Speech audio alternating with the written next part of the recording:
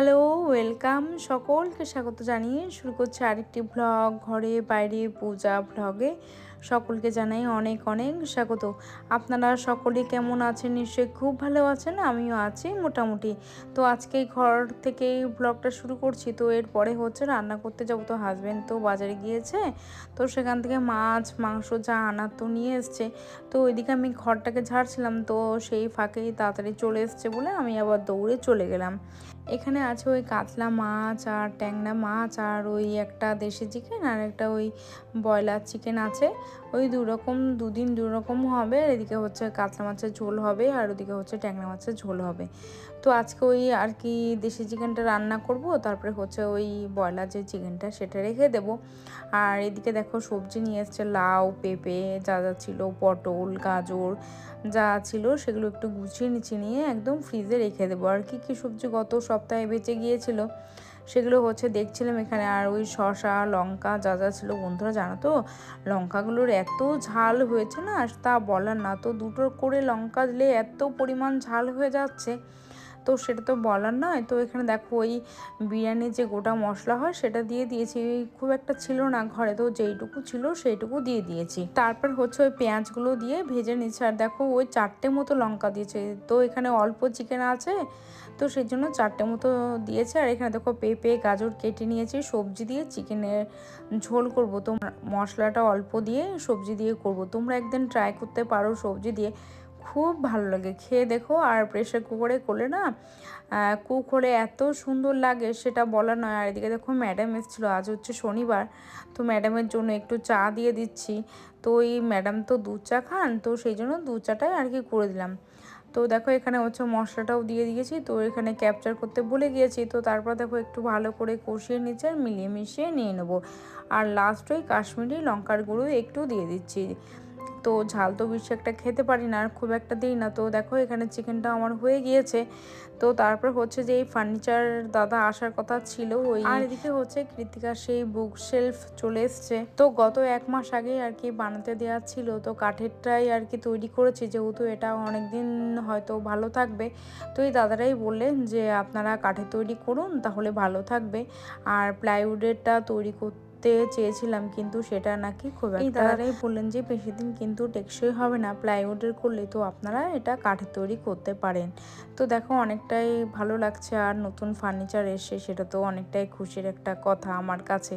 তো আমার থেকে বেশি কৃতিকা অনেকটা বেশি খুশি হয়েছে। তো দেখো অনেকটাই কাঠের ফার্নিচার না বন্ধুরা, অনেকটাই। তো সেই জন্যই এটা করার, দেখো রান্নাঘরটাকে মডিউলার কিচেন করব বলে দাদারা করে থাকেন। তো সেই জন্যই আর কি ওনাদেরকে একটু দেখাচ্ছিলাম। তো দেখানোর পর দেখো স্নান সেরে এদিকে পুজো করতে চলে এসেছি। দেখো মাথাটাকেও আর কি কম করিনি, কারণ এত তাড়াহুড়োতে ছিলাম। তো দেখো সব বইপত্র এখানে রয়েছে, সেগুলোতে না গোছাতে হবে বন্ধুরা। তো সব নিচে রয়েছে। আর যেই পাখাটা ছিল স্ট্যান্ড পাখাটা, সেটা হচ্ছে ওই ঘরে রেখেছি। কৃতিকা যেটা স্টাডি রুম ছিল। আর আমার যে দেখো আমি কিন্তু অনেক বছর আগে সেলাইটা শিখতাম, তো এখানেও এসেও সেলাই শিখতাম, সেটাকে আর ছেড়ে দিয়েছি, করা হয় না। আর এদিকে দেখো রান্নাঘরটাকে পুরো হাজব্যান্ড আর কি খালি করে দিয়েছে, পেপার যেটা ছিল সেটাকে আর কি বাইরে রেখে দিয়েছে। আর এদিকে যে চেয়ারটা ছিল সেটা হচ্ছে ভালো করে একটু ক্লিন করে নিচ্ছি। তো ভালো করে ক্লিন করার পরে যত সব বই টই ছিল, তো কৃতিকা তো এত এক্সাইটেড, তো ওই আগে সব নিয়ে যাচ্ছে। আর আমরা তিনজনে মিলেই আর কি এই কাজগুলো করছিলাম।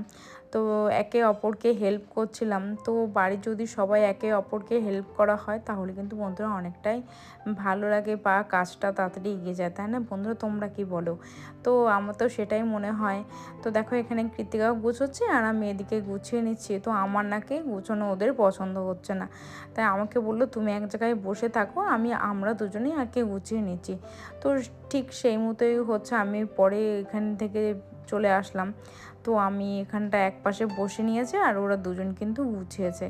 তো আজকে একটু মানে মনটাও ভালো লাগছে যে কৃতিকা সেই একটা র্যাকে ছিল, প্লাস্টিকের র্যাকে, তো সেই ফাইবারের র্যাকের থেকেই তো এখান থেকে যে শেলফ আছে সেখানে রাখলো। আর দেখো এটা হচ্ছে প্রায় পেনদানিটা কাঠের তৈরি, এটাকেও কাঠের তৈরি এর মধ্যে রেখে দিয়েছি। আর এই ইরেজারটা হচ্ছে কৃতিকার কাকা স্পেন থেকে নিয়ে এসেছিল, ওদের সাথে একটু শেয়ার করলাম।